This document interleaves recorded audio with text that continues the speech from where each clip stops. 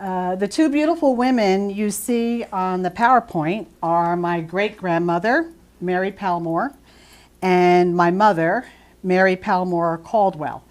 They both migrated to Newark in 1921. My mother was 3 years old. My great-grandmother, born in southeastern Alabama in 1870, was 41. And these photos, I think, were taken somewhere around 1950. They didn't live in Newark for a long time. For my grandfather, Eventire Palmore, was able to secure employment with the Singer Sewing Machine Company in Elizabeth, and the family moved there, I believe, in 1925. So their story is an Elizabeth story, but I felt I could not exclude them from this presentation. It is on their shoulders that I stand, and in addition, it was in their the depressed economic conditions and the intense implementation of Jim Crow in their home in Southwest Georgia. It was those factors that brought them to Newark, praying that they would find that open door to Zion. So I thank you, Mary, for being a strong and loving mother who passed on to your daughter, as so many mothers of the migration did, the love of knowledge, the gift of laughter, and the strength of character to persevere under any and all circumstances. And these two women exemplified womanhood. I'm also grateful to all those who worked so tirelessly, who prayed unceasingly, who hoped so fervently, and who loved so passionately their family, their children, their country, and their God. For it was their prayers, their strength, their passion, their love that brought us all here this afternoon. No matter who you are, someone had those qualities that are responsible for you being here. And without their toil, we would not be. For it took people from all stations of life to build this country, this state, and a city called Newark. A city founded by Robert Treat and Reverend Abraham Pearson Jr.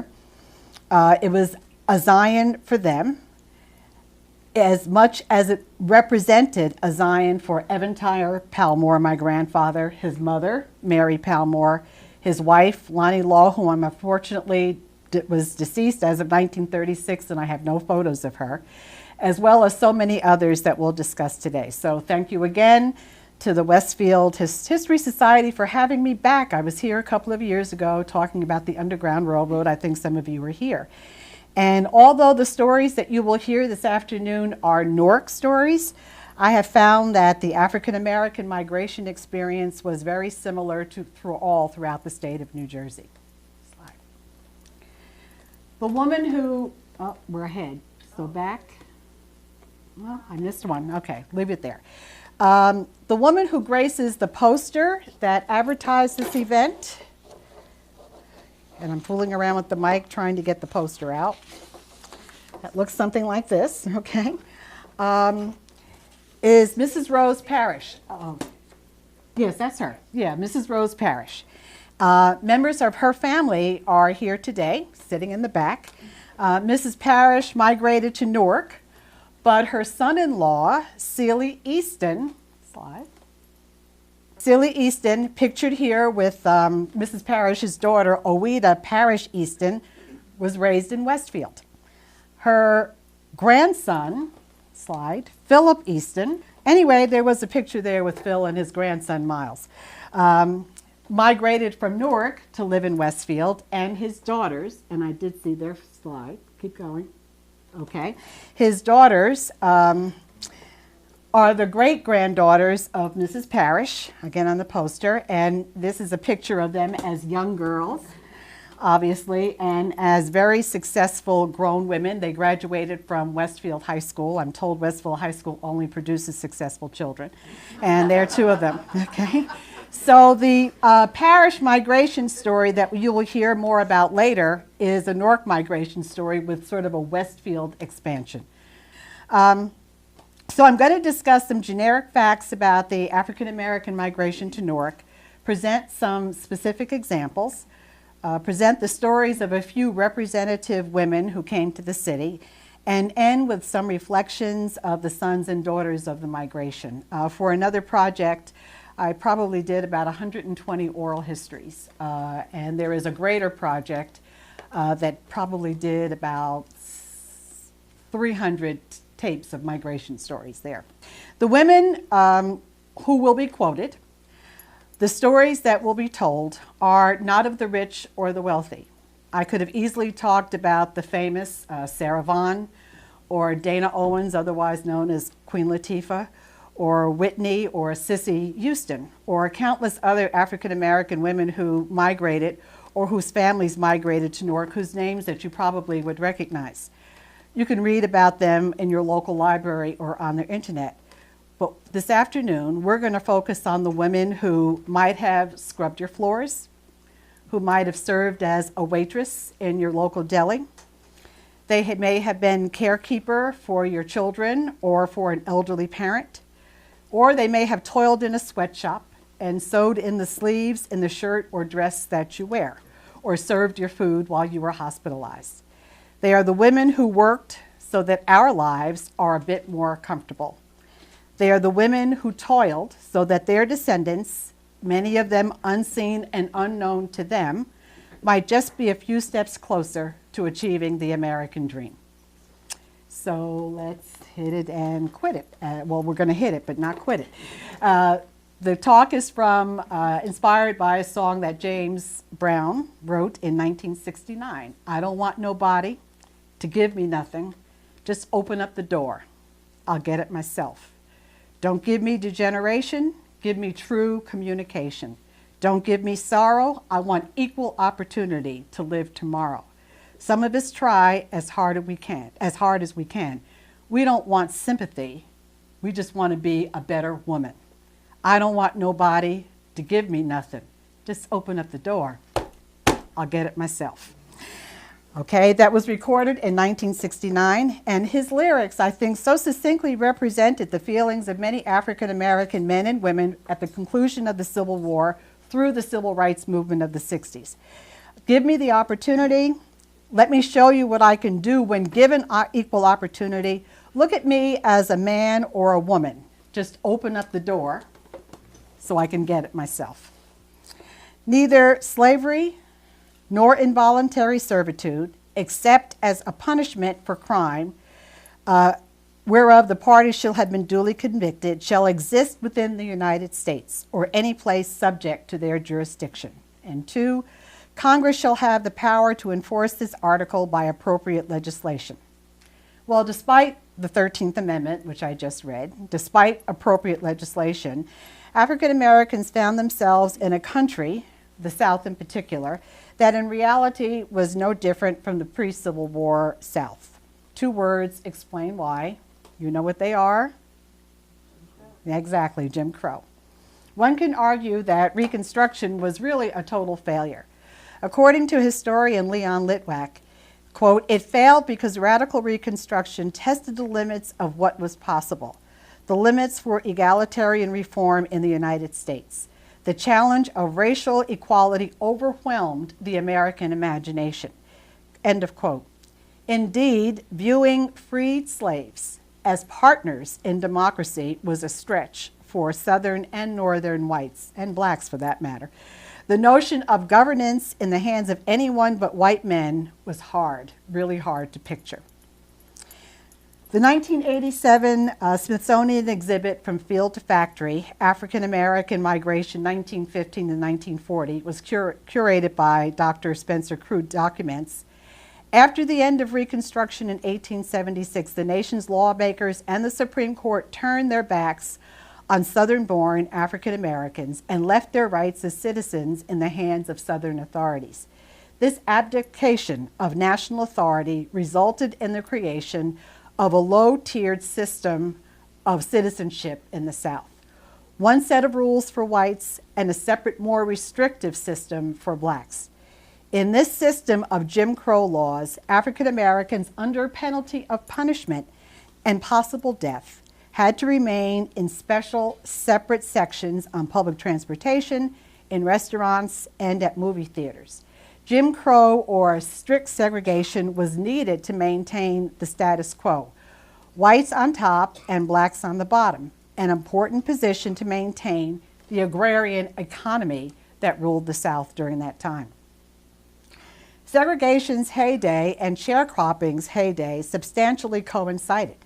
According to Nicholas Lemon, professor at Columbia, and author of The Promised Land, The Great Black Migration and How It Changed America, together the two institutions comprised a system of race relations that was, in its way, just as much a thing apart from the mainstream of American life as slavery had been, and that it lasted just about as long as slavery did under the auspices of the government of the United States. The African Americans' sharecroppers' quality of life was inextricably tied to their owner with little hope of escape. According to George sharecropper and eventual Newark migrant Mary Burse, quote, "We went barefooted. My feet been frostbitten a lot of times. My dad couldn't afford to buy no shoes. He'd get in debt and he'd figure every year he's going to get out. They'd tell you, you bought so-and-so at the local store. They get through figuring it up and you lacking $100 for the coming year. What the hell could you do? You living on his place, you couldn't just walk off." End of quote. So segregation kept the desirable economic balance, but it also kept the desired political and social balance. However, laws to enforce segregation were not enough. To give insurance to law and customer culture, the South used violence to achieve its desired structure. The form of violence most identified with the South's treatment of blacks committing crimes was lynching. Slide. I won't leave this up long. The lynching area encompasses roughly the 5 decades between the end of Reconstruction and the beginning of the Great Depression. During these years, we may estimate that there were close to 4,000 separate incidents of lynching in which African American men, women, and children met their deaths in the grasp of Southern mobs comprised mostly of whites. This is of women hanging here, and we can change the slide. I wanted to show you, we always see pictures of men, but there were women involved too. You can change. Okay. Radical racism and mob violence peaked during the 1890s in a surge of terrorism that did not dissipate until well into the 20th century.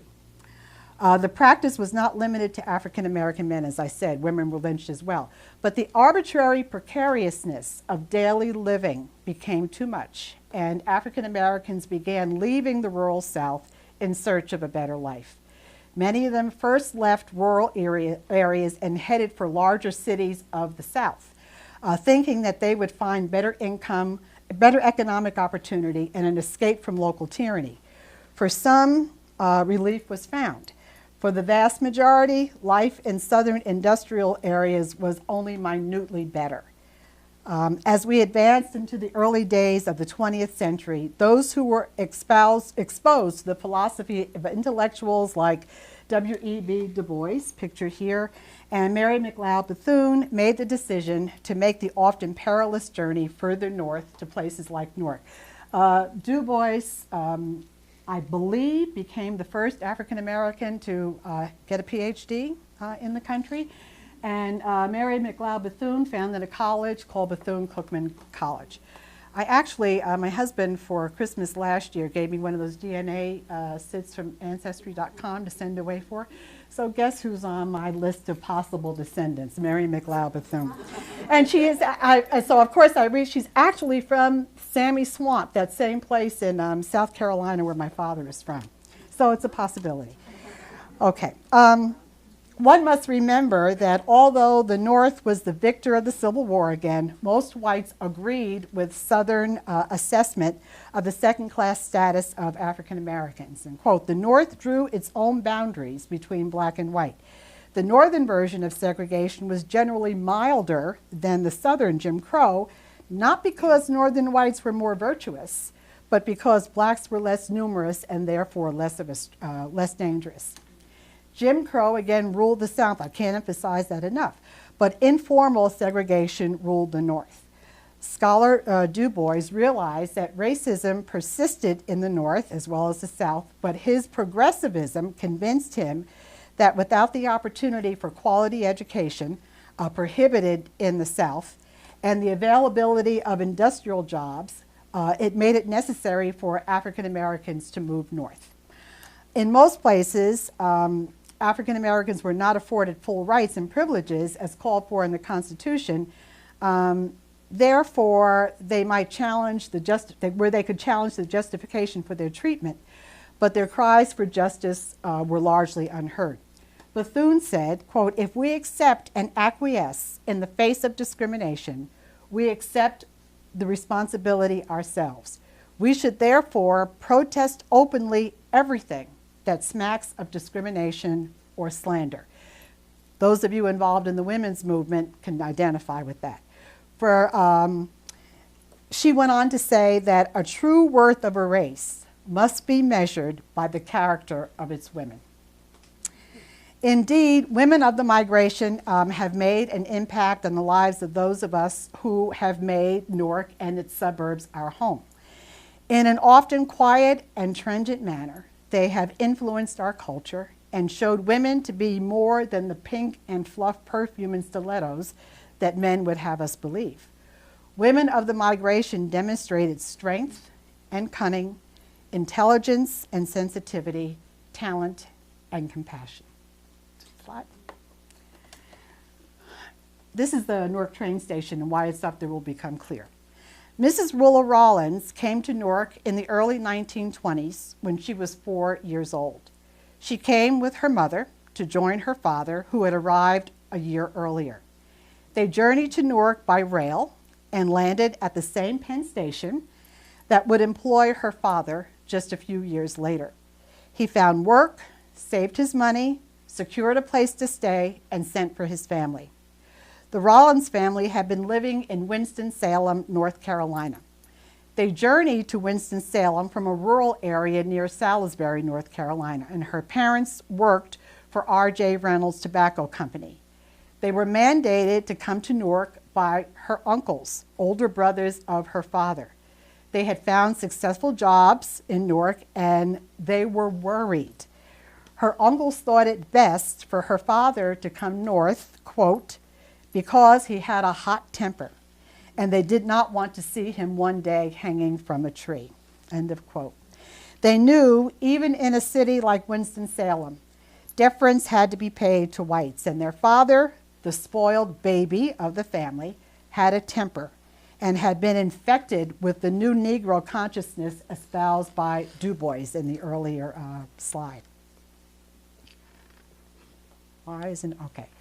Another slide? Okay. Mary Gabriel Cosby, seen here in her high school prom picture. Journey, and Pam, you met her when you came to my church that day, okay? Journeyed to Newark a month after graduating from high school, nearly 35 years after Willa Rollins. She left the South because of segregated practices that unmistakably told her that she would not be able to thrive in her home state of South Carolina. There was no vehicle for advancement there. There was no doubt in her mind that when she left high school, she would journey north, as did most of her 8 siblings. She recalls an experience that convinced her it was best for her to leave, and this is from her. When we were going to school, the white kids could take the bus. We had a further distance to go to the segregated school we attended, but we had to walk. As we were walking, frequently the white kids would be making derogatory remarks and throwing things out of the bus windows down at us. I am surprised my brother is not dead, because one day my brother got so mad at one of the white boys that he went to the white schoolhouse to kick this boy's behind. These are her words. After it was over, he admonished me, her brother that is, and said, "I did not see you behind me to help me." Her reply to him was, "Someone had to live to tell the story." New slide. 1901, a year that witnessed the start of significant migration activity to New Jersey, found conditions in the state far from favorable. The NAACP's Crisis magazine reported, quote, "New Jersey seems lately to have changed the phrase, 'look for the criminal' to 'look for the Negro.' Several beatings, church burnings, and Jim Crow policies in the state made it clear that the color line was to be preserved, and extra-legal police practices and violence against blacks were a potential means to that end. In 1895, Frederick Hoffman, a statistician for the Prudential Insurance Company in Newark, reviewed and analyzed the past 30 years or mortality trends of African Americans, and he drew the following conclusions. The Southern black man at the time of emancipation was healthy in body and cheerful in mind. He neither suffered inordinately from disease nor from impaired bodily vigor. His industrial capacity as a laborer were not of a low order, nor was the condition of servitude such as to produce in him morbid conditions favorable to mental disease, suicide, or intemperance. What are the conditions 30 years after? Again, this is Mr. Hoffman's words. The pages of this work give but one answer, an answer which is a most severe condemnation of modern attempts of superior races to lift inferior races to their own elevated position. An answer so full of meaning that it would seem criminal indifference on the part of a civilized people to ignore it. In the plain language of facts brought together by Prudential, the colored race is shown to be on the downward grade, tending toward a condition in which matters will be worse than they are now, when diseases will be more destructive, vital resistance still lower, when the number of births will fall below the deaths and the gradual extinction of the race takes place. So in other words, we were better off in slavery than we were outside of slavery. This kind of thinking was not the domain of Prudential or its workers. Slide. In 1922, the state headquarters of the New Jersey chapter of the Ku Klux Klan was based just outside of Newark, actually in Kenilworth. In 1923, around 12,000 people attended a Klan meeting in Bound Brook, New Jersey, and later in that same year, the Klan held a large meeting in a 10-acre field in Farmingdale, New Jersey. Reportedly, 1,700 new members were inducted. I cannot help but feel that this surge in Klan activity was directly influenced by the arrival of the migrants. There was actually also a parade in downtown Newark in 1923. Slide. Either naive or undaunted, black migrants did find their way to Newark in significant numbers.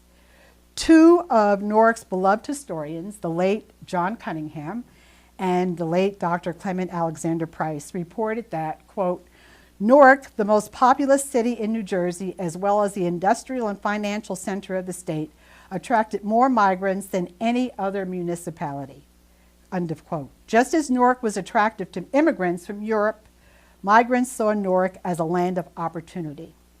New Jersey's economic growth and its closeness to the ports of New York and Philadelphia made the state a natural destination for thousands, where the demand for unskilled labor was great.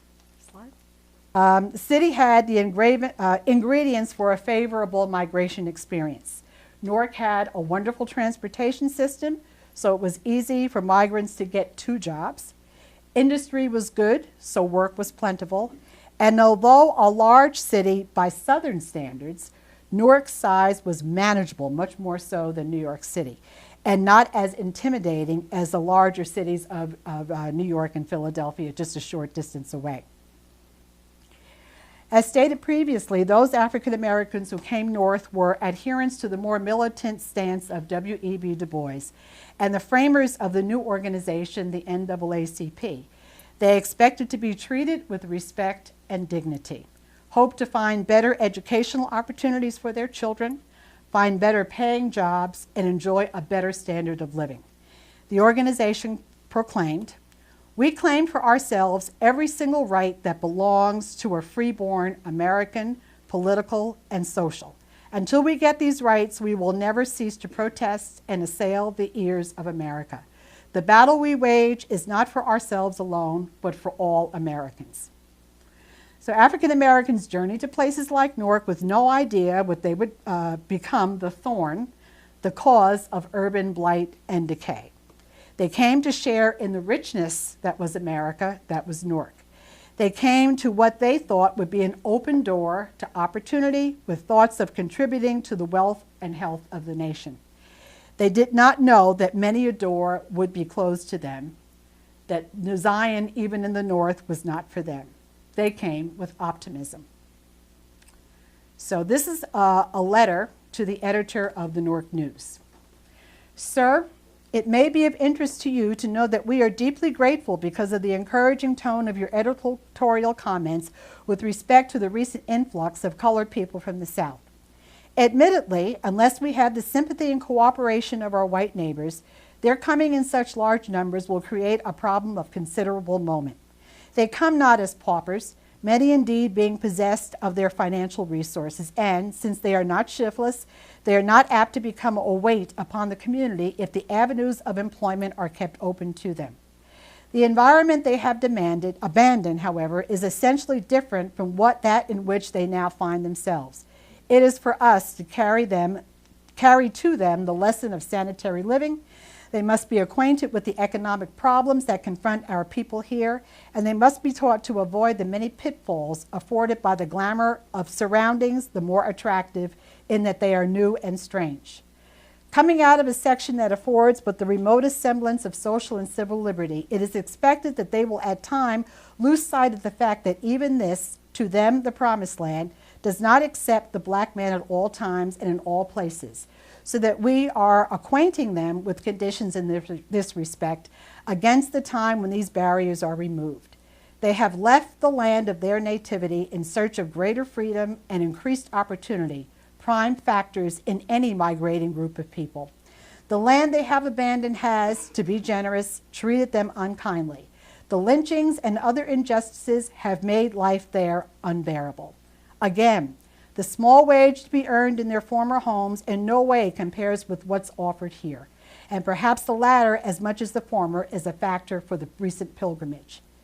These words were taken from a letter written in the Newark Evening News, November 24th, 1916, by Mr. Hamilton Travis, president of the Colored Organization of New Jersey. According to William Ashby, longtime president of the Newark Urban League and an early 20th century migrant to Newark, African Americans came hoping to find a greater measure of opportunities in housing, education, political expression. They came in the deep of the winter in the thin cotton dresses worn in South Carolina, Georgia, Alabama, or Florida. They were attracted to the city because of its vitality. Newark was then a bustling city in the early to mid 20th century. In 1922, Newark had 63 live theaters, 46 movie theaters, and an active nightlife. In 1915, public service counted over 480,000 pedestrians crossing the intersection of Broad and Market in a 10-hour period. The hope of the North that W.E. Du Bois eloquently described was thought by migrants to be found in Newark. Whatever migrants might have heard about how negative the living conditions were, it was the prospect of economic opportunity and a positive change in their living that brought them here. Okay. 77 years ago, our fathers brought forth on this continent a new nation conceived in liberty and dedicated to the proposition that all men are created equal. You know what that is. Abraham Lincoln, Gettysburg Address, Gettysburg, Pennsylvania, November 19th, 1863. Looking due west and clearly visible from the busy main intersection of Market and Broad Streets in downtown Newark is the Borglum statue of the seated Lincoln in front of the Essex County Courthouse. To most of us, Borglum is better known for his creation of Mount Rushmore. However, for migrants, the prominently displayed Lincoln statue in Newark served as a symbol of hope and arrival and has served as a meeting place for many a Newark resident. Mrs. Mabel Blair, who migrated to Newark from Ridge Square, North Carolina in 1944, recalls how excited she was to see the statue of Lincoln upon her arrival in Newark. She came to join an uncle and other relatives who told her about the employment opportunities. Again, right out of high school, and her mother died, unfortunately, her senior year of high school. They also told her about the grandeur of the city and of the wonderful statue of Lincoln that proudly sat on a hill overlooking Newark's downtown. Mrs. Blair recalls the statue as the meeting point for friends and boyfriends. She tells of taking photos of friends to be sent home to the South inside their graphic letters describing their new home in New Jersey and the newfound freedoms there. The statue was one of the symbols used to prove that one had indeed arrived, a new life begun, a start of a future filled with hope and promise. She tells of taking photos of friends to be sent home to the South inside their graphic letters describing their new home in New Jersey and the newfound freedoms there. The statue was one of the symbols used to prove that one had indeed arrived, a new life begun, a start of a future filled with hope and promise. At first, the migration was slow moving. A person would simply disappear. As the good news of the better life that could be found in the North took root, families, indeed extended families, began to disappear, and Southern farmers found themselves with an inadequate workforce. According to an editorial in the Macon Telegraph published in 1916, everybody seems to be asleep about what's going on right under their noses. That is, everybody but the farmers who have waken up on mornings recently to find every Negro over the age of 21 gone from his place, to Cleveland, to Pittsburgh, to Chicago, to Indianapolis, to Newark. And while our very solvency is being sucked out beneath us, we go about our affairs as everything is status quo. And as a result of the discovered absence, the journey north became more precarious for steps to prevent migrations from taking place. Indeed, when my family came to Newark, everybody came. You saw that several generations of people came. Migrants had to develop an intelligence about their move, for it took great risks to make the journey when people woke up and saw what was going on. Mildred Arnold and her family took the risk. Mildred was 10 years old in 1924 when her father came to Newark to join his brother already living in the city. Her father had been a sharecropper in North Carolina. He became a construction worker in Newark, and his family joined him in the city a few months after his arrival. The Arnold family's migration experience is typical of many. One member of the family journeys to a city to join a relative or friend who previously made the trip. The relative or friend finds a job, makes contacts, and prepares a place for the next family member by providing information on employment and housing. That family member then prepares to have the remainder of his family join him. The Arnold family's Newark experience followed this exact same pattern. But according to Mildred Arnold, in her own words, "My father left the South a couple of months before we did. He had a brother here in Newark who was working, and he had gotten a job for my daddy. And my daddy wanted to get his family out of the South since he understood what was going on there at that time. When he left enough money with my mother to bring us up here, because if he hadn't, we wouldn't have gotten up there. Because many families never got out of the South. The men got up here, but they couldn't send back for their families because the whites would open their mail and take the tickets. This is what happened to us. After my daddy came up here, he worked for about a month, and then he sent tickets, and the whites took the tickets and sent them back up there to him and came down to our place and told my mother to write my father and tell him to come home where he belonged. Because with them, you belong to them. It's like your name is Arnold, and I have this place, and there are people working, sharecropping on my land. A colored family over here, one over there, and one over here. These are Arnold's Negroes, all of them. You stayed on the Arnold's place. You had children. Your children worked for the Arnolds. It was this kind of thing. You went no place from generation to generation.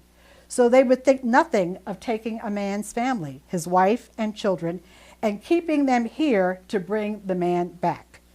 But since my mother already had the money, she knew what had happened and she knew what to do.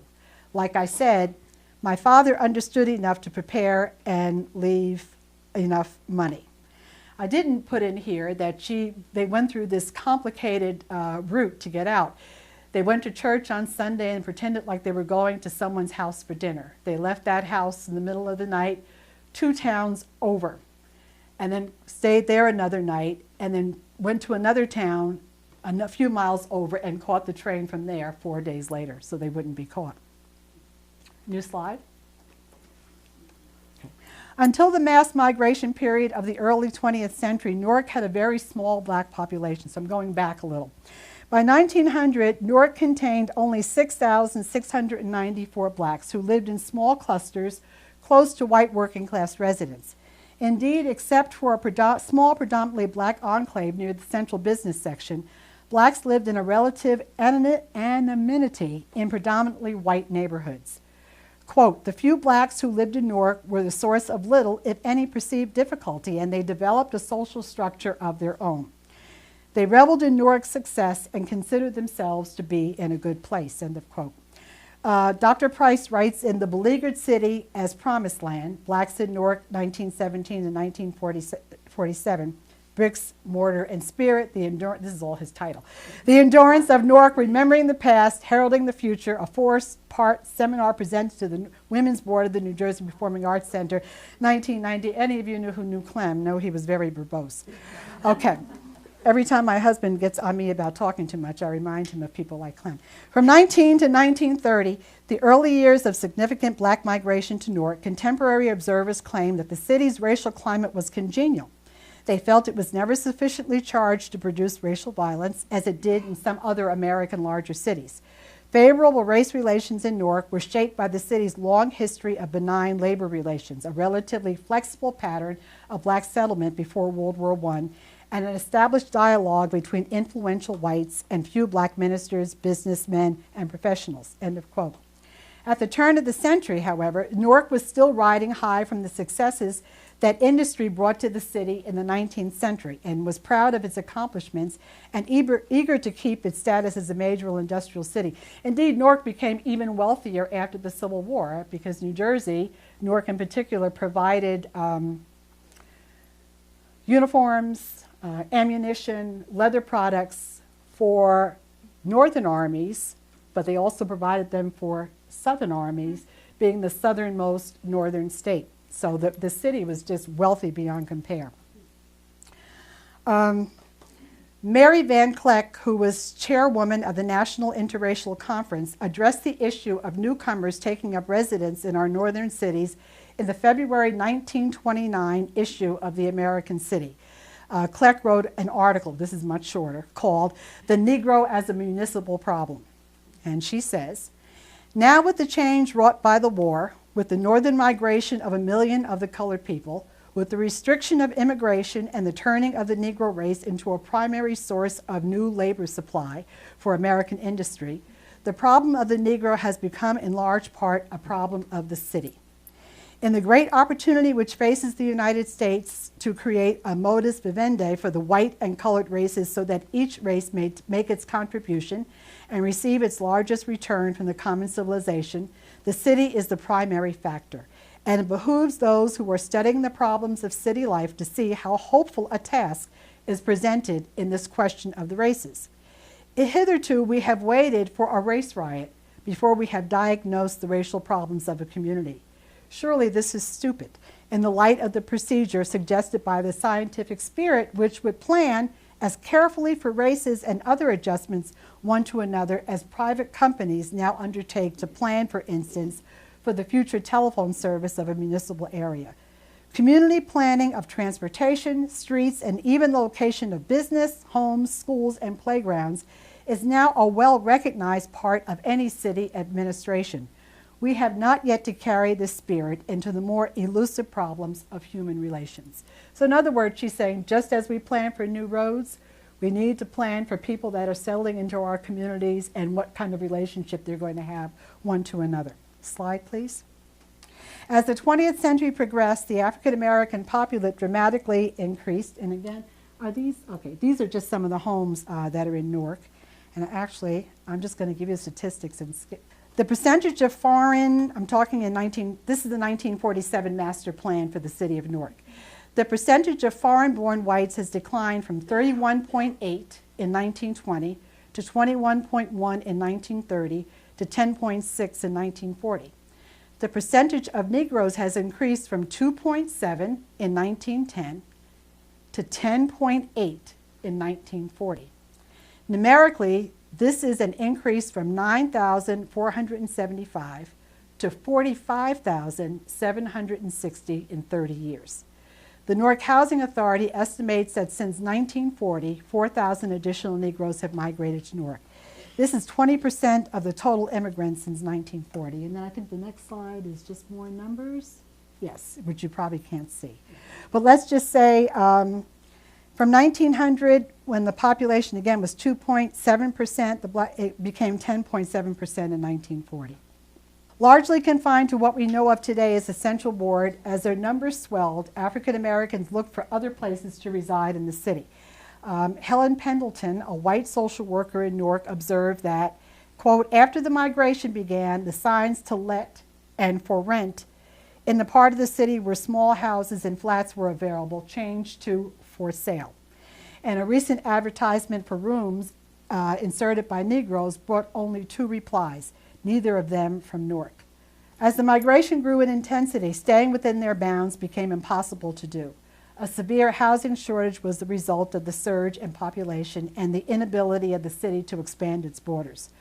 This is Mrs. Rose Parrish, I told you she'd come back, who migrated with her husband from Waycross, Georgia in the early 1920s, found the economic opportunity that was their catalyst for making the journey, but were also surprised to find that they were restricted on how and where they could spend this new money that they had.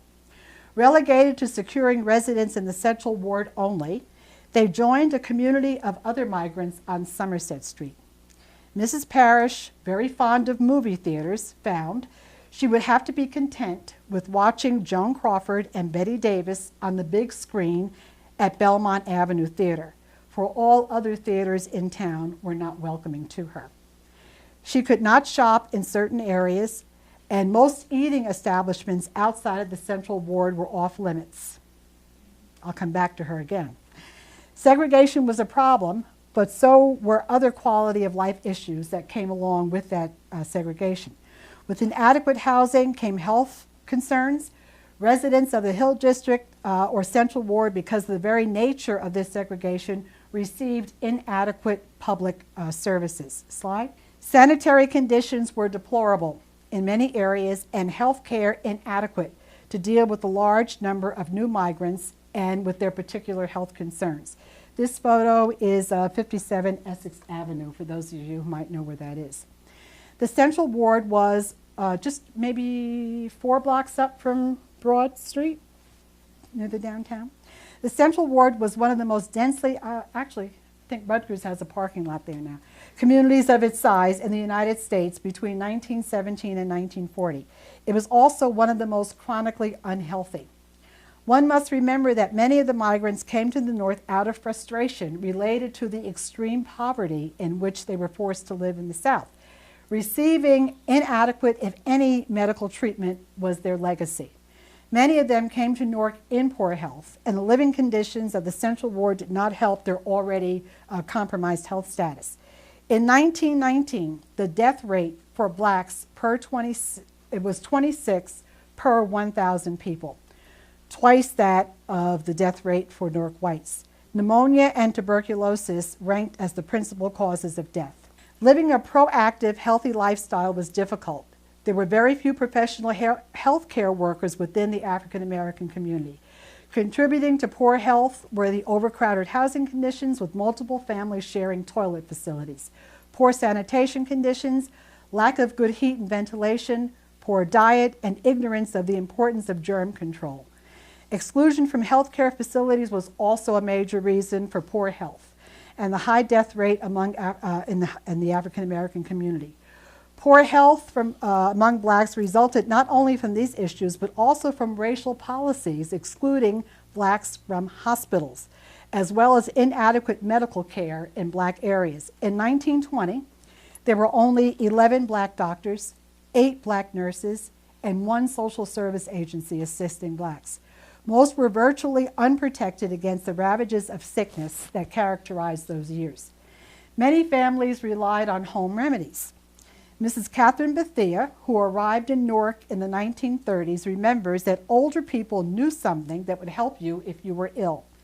There were women in the community who cared for the sick, and that was the first path towards restoring health. If you got better, you would not go to a doctor. If not, if you had the resources, a doctor would come to your house. I think we all remember house visits. Migrants also took proactive measures to prevent sickness. Mrs. Bethia remembers her grandmother would give them a teaspoon of asafoetida every day. And according to Mrs. Bethia, these are her words, "I remember my grandmother would pinch off a small piece of it and put it in a small piece of sackcloth and pin it to the insides of our shirt or dress. It was pinned close to the chest area. She said it would ward off diseases, and we had to wear it to school every day. We used to laugh and say the reason we didn't get sick was because we smelled so bad that no one wanted to get near us." Okay. My grandmother herself took a tonic. She would get 10 drops of turpentine and put it in a spoonful of sugar every morning and drink a warm glass of water immediately following. Mrs. Bethia goes on, "I don't know what it was for, and I knew better than to ask. But my grandmother did live to be in her 90s. She also goes on to say that she herself suffered terribly with tonsillitis as a young girl, but she never went to a doctor. Her grandmother had a remedy. She would take salt pork, chop up onions, and put it on the salt pork and tie them both in a flour sack and tie the sack around my neck, and it would draw out the pus. Her grandmother would also make teas from sassafras bark and combine with ginger and make a tea out of it to protect one from the flu. The entire family would drink this daily during flu season." It should be noted that black nurses and doctors were often excluded from practicing in white institutions. One of the earliest organized civil rights protests in the city was a struggle to desegregate the medical staff of Newark City Hospital between 1932 and 1946. I'm not sure if I say this, so I'll wait for the story to, okay. New slide. Kinney Hospital, which is pictured here, was started in 1927 by Dr. Kinney with his own funds. He discovered in 1924, when he moved to Newark from Tuskegee, Alabama, that African American doctors and nurses were not allowed to practice in hospitals in New Jersey. Kinney Hospital had an essential role not only in training and employing African American medical professionals, but also in safeguarding the health of families living in unsanitary conditions. Drain on city services, inadequate housing, little room for real estate, all contributed to bad health. If you were a black doctor and you had a patient that had to go into a hospital, you would then hand your black patient over to a white doctor that you had an agreement with. That doctor would then put the patient in a segregated unit of the hospital and treat that patient, and hopefully when the patient was well enough to come out, they would go back to the black doctor. Sometimes that happened, sometimes it didn't. I believe it was pretty close to 1950 before black doctors were allowed to practice in hospitals in Newark. European immigrants came armed with the basics of what was proper in European culture. The goal of migrants was to acquire those European characteristics, those culturalisms that would allow them to assimilate into the best of Anglo culture. African Americans were trying to escape their heritage of slavery and Jim Crow. European immigrants were aware of their tribal roots. They had a degree of pride in their ancestry, and they knew where they belonged. The history of white immigration and assimilation into the nation created a kind of pluralism in which political interests and partnership always were positively aligned with old world heritage. Each ethnic group invested in organizations and associations in order to gain political influence. Urban governance shifted continuously to what might be termed ethnic group succession, from Puritans to Irish and Germans to Italians and Jews. The cultural rootedness of the European immigrants made the European immigration experience and subsequent assimilation process very different from that of the African American migration experience. African Americans were brought to the United States and enslaved. They were victims of purposeful attempts to alienate all memory of their homeland and family that they might have had pre-enslavement. For those of you who remember Roots, that's a perfect example of what went on. Brought from various parts of the African continent, they were put through a deculturalization process. Newark migrants settled into a dual system of rights versus R-I-G-H-T-S versus rights, R-I-T-E-S. A political culture defined on the one hand by a legal promise to provide equal protection, and on the other hand by a civic sphere that commanded deference and exclusion. According to historian Nancy Foner, African Americans are America's non-immigrant minority. They have a special position in the country. The special position that binds them together has been, and a quote from Foner, their history of special disadvantage of slavery, Jim Crow, ghettoization, and massive incarceration. We're still dealing with some of these things. This made the black experience different in kind from that of other minorities. The African American experience remains poles apart from that of other groups in the United States. Blacks were the quintessentially radicalized Americans. There would be no African American identity had it not been for a history of massive oppression and stigmatization. The ignorance of a strong self-identity made their migration experience quite different, and that difference had a profound impact on the way they were able to adapt to northern living. But there are women who were determined to make their migration experience as European-like as possible and cultivated an identity with other African American women who dared make the transition. Slide. Here we have Mrs. Parrish again. I should say my greater talk has more people in it, but I used Mrs. Parrish because of that Westfield connection with your group here. For her, the migration experience was a good one, and she aligned herself with a group of women at her church who were determined to make a successful change in their lives. Her journey north was deliberate and goal-oriented. Dissatisfied with the life she lived in Waycross, she traveled with her husband to Newark in the early 1920s when she was a woman in her early 20s. Raised with a grandmother on a farm and ill-suited for farm work, she eagerly got away from Waycross and traveled to Newark as a newlywed with her substantially older husband on the advice of a cousin. The cousin promised Newark offered a life with better opportunity for economic advancement. She was not disappointed. Armed with an 8th grade education and a desire to enjoy the luxuries that city life could bring, she successfully made a career as a domestic. Finding steady employment was not as successful for her husband. He became an independent businessman and provided services to the community that did provide to the two of them with a quality of life unknown to them in Georgia. They raised their only daughter with a sense of pride and accomplishment, providing for her a lifestyle that enabled her to receive her high school education and prepared her for office work, to attract a tall and handsome husband with a civil service job, the ability to purchase a home, and to raise a successful family. Mrs. Parrish was a true matriarch, no less powerful, with a posture no less erect than that of Lady Grantham of Downton Abbey fame. Church was also very important to her. Religious, yes, but what church provided was more than an opportunity to practice her faith.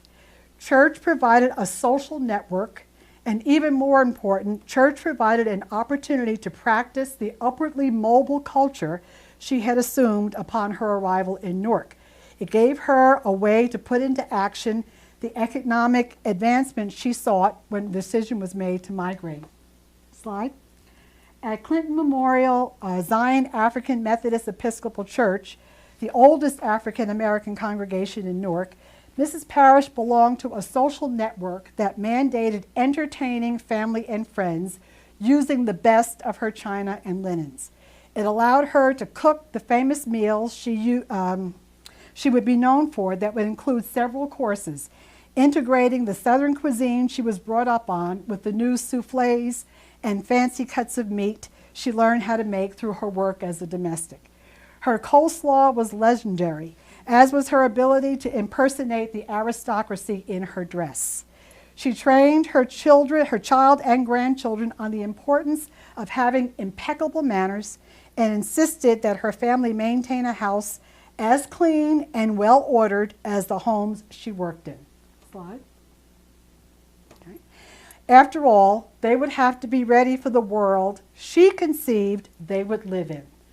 A world that mirrored those of her employers in Short Hills, Millburn, and South Orange.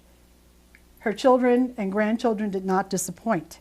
Her grandchildren are both college graduates with advanced degrees. Mrs. Parrish often spoke of the disappointment she experienced when she arrived to find Jim Crow operating in Newark. Even lower-level eating establishments like Chock-full of Nuts and Schraff's were closed to African Americans. Haines Department Store was not welcoming to her. Of particular pride to Mrs. Parrish was her granddaughter, who was also here. Stand up, Linda. Securing a part-time job at Haines while she was in high school. She would travel downtown after work to see her grandchild serving customers. Afterward, she could finally luxuriate while dining in Haynes's famous shrimp salad sandwiches in their dining room. Although proud of her granddaughter's achievement of obtaining a part-time job at Haines, that would not have been enough for the hopes for her children or her grandchildren. Catherine Bethia also spoke of the importance of church in the lives of migrants.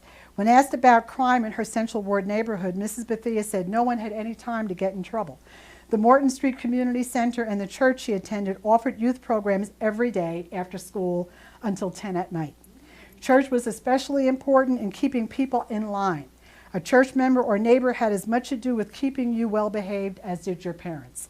According to Mrs. Bethia, in every family, someone went to church, and churches were important. There was no organized community group to help people that were in need. It was done within your family, your neighbors, your church. In the Depression days, we helped each other, we fed each other. When 5 cousins came up here, we helped them out, gave them a place to stay, fed them. I asked my mother how they were related to me. It took her 2 hours to explain. We just took people in and shared what we had. It was not orchestrated, it was just a certain caring spirit. Slide. That caring spirit was also in Mrs. Lily Mae Williams. She came to Newark in 1929 at the age of 29 from Cuthbert, Georgia. When recently speaking with her granddaughter of Mrs. Williams, whom I've known her granddaughter for over 40 years, she told me that her grandmother was from Cuthbert. I told her my mother was from the same town. And she quickly replied, my grandmother always said that the best looking women in the country were from Cuthbert, Georgia. And as you can see in this photo, her grandmother was a nice looking woman. She met a man who was to become her husband, James Williams, when he was visiting Georgia. After an extremely brief courtship, he promised that he was going to come back north, but he would send her a ticket because he wanted to marry her. He was employed and was making what was considered good money. In Cuthbert, Mrs. Williams was living on her father's farm. She was the oldest of a large family and had to work very hard. While others left the home early in the morning to work for the farm, it was her job to feed and dress the younger children and get them out to school. She was also responsible for setting animal traps for their dinner before leaving home. She was the teacher in the school, a one-room schoolhouse that accommodated children from kindergarten to 8th grade. After school was out, she went to work as a domestic for white families in the town, so she really had 2 jobs. Mrs. Williams only herself had an 8th grade education, which was a luxury. But she also had additional training as a domestic in a local academy for that purpose. She had a specialty training in the fine art of entertaining that made her a very valuable employee. She gave her entire paycheck to her parents every week. The farm was a good deal of hard work. Her family depended upon her labor for support. Her family, given the short time of her courtship, never thought Mr. Williams would send for her, but he did. And she left Cuthbert and traveled to Newark on her own. She became a domestic in Newark and achieved even further domestic training. She had 2 children, but unfortunately, shortly into her marriage, her husband succumbed to tuberculosis. So most of her life married to him was spent caring for him. and then eventually caring for her 2 children. She was a wise, generous, and strong woman, as were many of the migrant women. She welcomed all of her younger siblings to come up and live with her so they could get a foot up. She rarely visited her hometown, and she always said, do what you have to do, and if it does not work, you just do something else, but you never give up. You never look back. She had 2 favorite places in Newark. Her first was her church. The second was the Mulberry Street Outdoor Market. Mrs. Williams was an excellent cook and missed the fresh fruits, vegetables, and meats from the farm. Mulberry Street allowed her to replicate many of her favorite foods from home. I can remember the outdoor market, and I used to be horrified because I'd see calves' heads and pig heads and all that sort of, anyway. The migrants equated migration with opportunity, and the opportunity, again, was aligned with the ability to educate their children. Life for Lily Mae Williams, although difficult up here, offered more opportunity and more doors were open. As mentioned, she supported several siblings as they moved to Newark, and she was particularly proud that she was able to send her youngest sister from elementary school, high school, through nursing, and through an advanced degree in nursing. The life of Mildred Arnold, again, back to her, was a good example of how one could seek opportunity and grow in Newark. Mildred left South Carolina in 1924, dropped out of school, came up here, eventually receiving a high school equivalency diploma and graduating with an associate's degree from Essex County College. After successfully owning and operating her own business, she retired in 1978 and ended her career working as a teacher in a child care center. Another example of the power of educational opportunity with the migration is the story of Annie Rose Johnston. Mrs. Johnston moved to Newark in 1922 from Waynesboro, Georgia. Her parents were sharecroppers, and her 7 older siblings worked on the land as soon as they were of age, which meant about 7 or 8 years old. A medical mishap left Mrs. Johnston blind as a young child. Therefore, she was not suitable for farm work. She was the youngest in that family of 8, and fearful of leaving a young, attractive, and disabled woman home alone during the day, her father thought it would be best to send her up to Newark to live with family members where there was someone. Mrs. Johnston was a knockout. She was absolutely a beautiful woman. And she said when her father took her into town and they saw men looking at her, he said, she's got to get out of here because she will not be saved. So she came to Newark. She attended the Washington Street School in Newark, where she maintained an A average. The New Jersey Commission for the Blind sponsored her from high school through college. She attended the Perkins School for the Blind in Watertown, Massachusetts, graduated as valedictorian from Hampton Institute in Virginia, and subsequently received a master's degree in secondary education and another master's degree in radiological technology. Mrs. Johnston's 7 siblings remained in the South for most of all their childhood. Not one of them attended school beyond the early elementary grades. There was no opportunity for them in Waynesboro. Even though they eventually settled in New Jersey, they did so at an advanced age, and the one who was blind became the most successful one of all and helped support all of them. And Willa Rawlings, whom I mentioned earlier, also, this is her story. She said, I was to take a dictaphone machine because she was very good in school, but they gave it to a white girl because they said she would need it on her resume or whatever they were using in those days, and said it would be better for her because I would never get a job as a clerical assistant. I came up for the secretarial award. There were 3 secretarial awards that did not want to give me one of them because they said it would be better for a white girl to get it because it would help her get a job and there would be no jobs for me. And then one of the teachers told me she did not know why I was taking up stenography and typing, because there was not going to be a job for me because there were only a few black doctors in the city and a few black lawyers, and none of them would hire me. So then I had a very good Irish teacher, and I talked to her about it, and she said, no, you are one of the best stenographers I have ever seen, Negro or white. You stay right in there and you go after that award. And I got the award for graduation. There were no job offers like they said, but I volunteered for 2 years with the Urban League. My pay was an Esterbrook fountain pen, which is what I asked for. After a time, I signed up to take beauty culture because I did not see any place for me in the secretarial field. But the Urban League director, Mr. Lett, convinced me to work for him.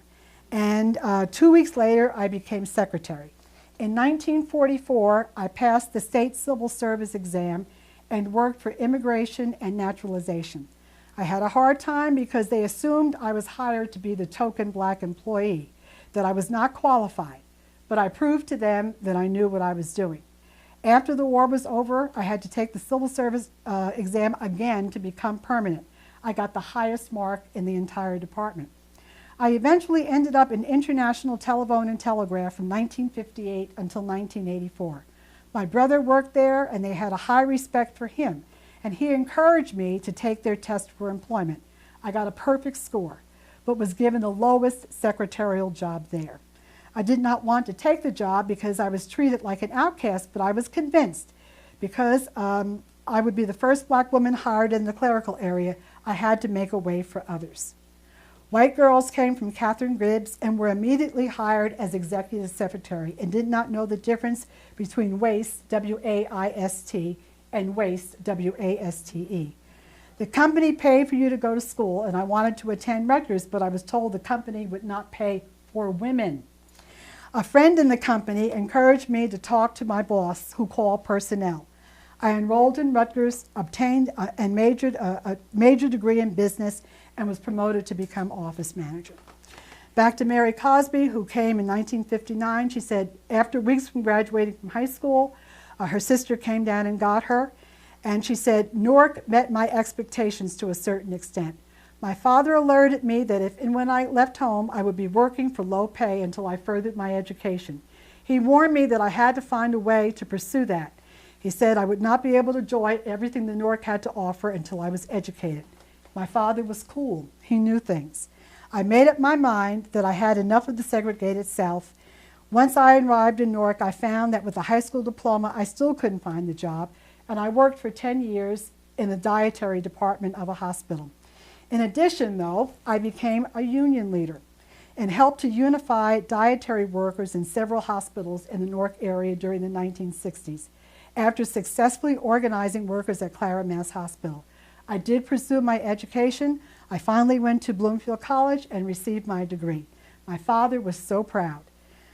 So what I have failed to cover during this talk is the fear of sexual attack by white men that was a motivating factor in the lives of many of the women who left the South very young. They were very discreet in their reference to their family's acknowledgement of that fear, and several asked me not to explicitly mention this subject when I was referring to them. But I feel I must at least acknowledge that fear of sexual assault was a factor in their decision to leave. One said, my father was much more liberal than my brothers in their ability to leave home. When a white man came to do business with my father, we girls were banished to a room in the house so that white men could not even see us. It was as if my father did not want us to be seen for fear of temptation. And again, back to Annie Rose Johnson, the blind woman. She said, I was told that I was pretty, and she was.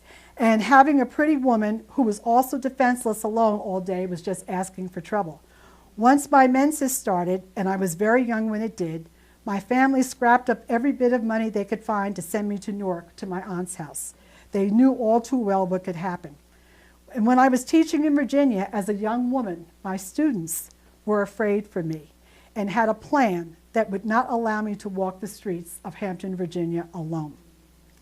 Another interviewee said she was tired of having to look over her back all the time while working as a domestic in a house. She knew that she was fair game. She said her mother cried the day she had to send me into domestic service because she knew it would be the end of my innocence. She said, I was lucky. My opportunity to leave became before anything happened. And although many of the women speak about returning home for funerals or weddings or other special occasions, this generation of migrants rarely went back to the South to live. They only visited for really very special occasions. My grandmother wanted a better life for her offsprings, and she would demonstrate it through behaving the right way and doing the right things. She left us with what she had to give, how to behave as ladies and gentlemen, to appreciate education,